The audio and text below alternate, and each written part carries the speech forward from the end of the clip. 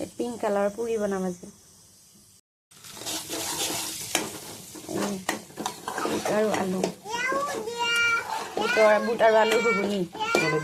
এয়া আমাৰ চব্জি ৰেডি হৈ আছে এইফালে মই লাডু বনালোঁ সৰু ডাঙৰ হৈছে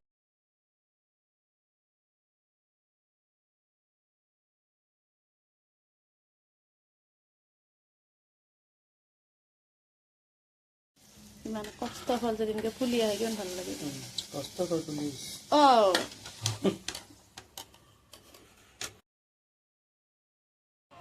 মাক থেংক ইউ দিয়া আকৌ খোৱা চব্জি লগে লগে খোৱা বুটৰ চব্জি পুৰি